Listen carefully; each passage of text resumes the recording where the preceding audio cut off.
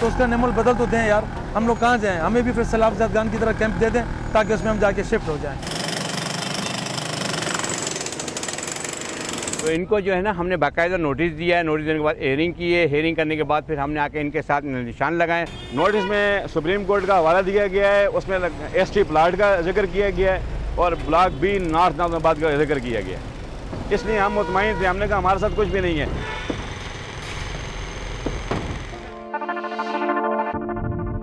तो ये जुल्म व बर्बरीत हमारे साथ की गई है और बिला जवाज़ हमें एक जो नोटिस मिला था उसमें नॉर्थ नाज़िमाबाद का जिक्र था, तो उसमें हमें भी लपेट में ले लिया उन्होंने।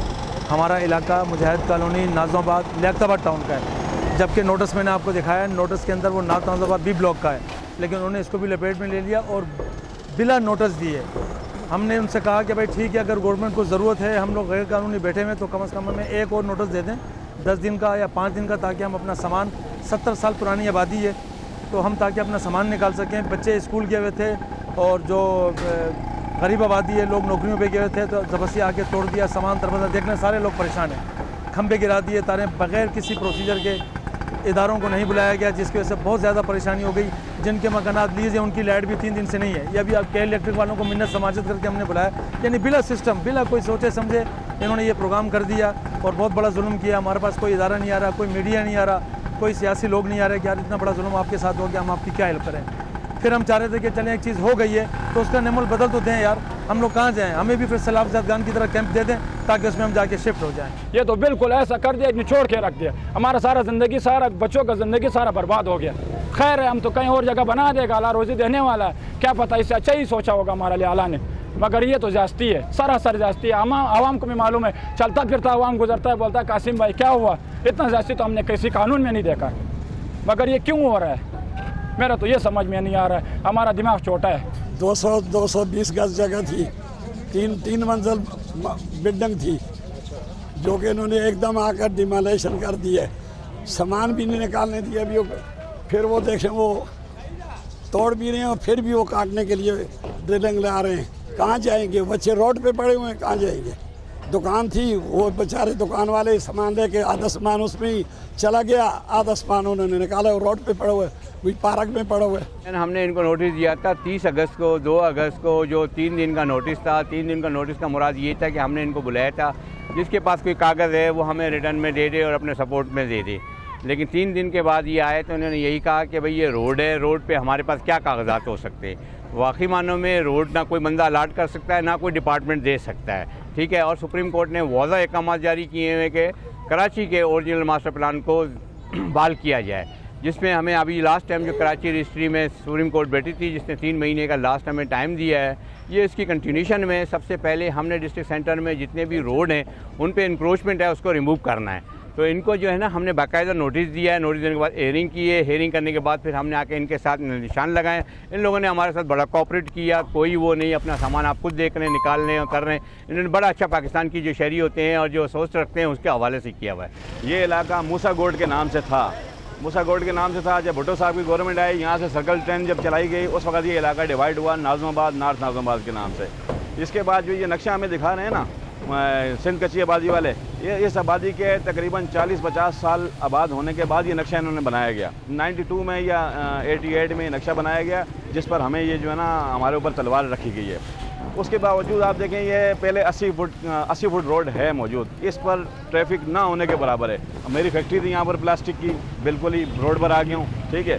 सारी ज़िंदगी की जमा पूंजी थी हमारे वालिद साहब से लेकर हमारी यहाँ पर, इन्होंने बिल्कुल हमें जो है रोड पर ले आए।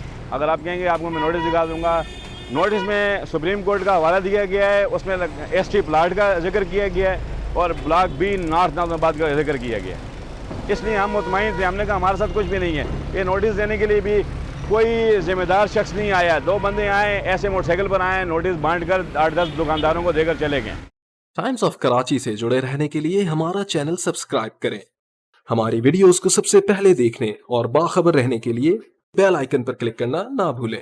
मुजाहिद colony along with the ST हमने नंबर डाला हुआ है 15 और नॉर्थ नाज़माबाद, ओल्ड नाज़माबाद का। बाकायदा हमने इनको अलग नोटिस दिया, उनको अलग दिया। उस साइड जो है ना तकरीबन 34-35 बंदे हैं, और ये जो तकरीबन जो चल रहा है मुजाहिद कॉलोनी का हिस्सा जो कहते हैं कि हम नाज़माबाद 4 नंबर में, ये तकरीबन 104-5 बंदों को हमने नोटिस दिया हुआ है। हमारी आवाज़ खुदारा मुतल्लिका इदारों तक पहुँचाई जाए और उनसे कहा जाए कि जो गैर कानूनी नॉर्थ नाज़माबाद लियाकताबाद में और चीज़ें उनको भी तोड़ दें।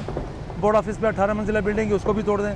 कैंसर हॉस्पिटल ज़ियाउद्दीन का नाले पे बना है, उसको भी तोड़ दें। नालों पे बहुत सारी चीज़ें उनको भी तोड़ें ना, ताकि हमें सुकून मिले। KDA से लेके करीमाबाद तक 150 फीट का रोड जा रहा है, उसको भी खुलवाएं। जहाँ पे ट्रैफिक का जोर भी यहाँ आप देख रहे हैं कुछ भी नहीं है, ट्रैफिक है ही नहीं, ना होने के बराबर है। आज तक ये रोड कभी बंद नहीं हुआ, लेकिन ये चूँकि गरीब कानून गरीब के लिए, तो गरीब को मुआशी तौर पर पहले ही तबाह और बर्बाद कर दिया गया था, और इंशाअल्लाह ताला ये मज़ीद तबाह और बर्बाद ही करेंगे। इन्होंने एक गरीबों को मरवाना है, ख़त्म करना है गरीबों को। इन्होंने जो गुर्बत मकाओ का प्रोग्राम बनाया है वो इसलिए इस तरीके से बनाया कि भाई गरीबों को ख़त्म कर दो, ऑटोमेटिकली गुर्बत ख़त्म हो जाएगी। ऐसा नहीं होगा मेरे भाई, इतना बड़ा इनकलाब आ जाएगा कि कोई अमीर बचेगा नहीं। फिर अगर हमारी झोपड़ियाँ टूट गई तो उनके महल भी नहीं बचेंगे। लाखों रुपए का, करोड़ों रुपए का कारोबार ख़राब हो गया यहाँ मुजाहिद कॉलोनी में, ये वाहिद कॉलोनी में। और ये जो है ये कहते हैं कि ये जो है सर्विस रोड है, लेकिन मैं ये कहना चाहता हूँ नक्शे में कोई सर्विस रोड नहीं है। हाँ, ये कह रहे हैं कि 1956 का हमारे पास वो है कि उसमें ये सर्विस रोड दिखा रहे हैं कि 150 फुट का सर्विस रोड है, लेकिन ये कारोबार 50 साल से यहाँ। इन लोगों ने जो नोटिस हमें दिया था उसमें इन लोगों ने हमें बुलाया था कि आप जगह के लीज पेपर लिया है।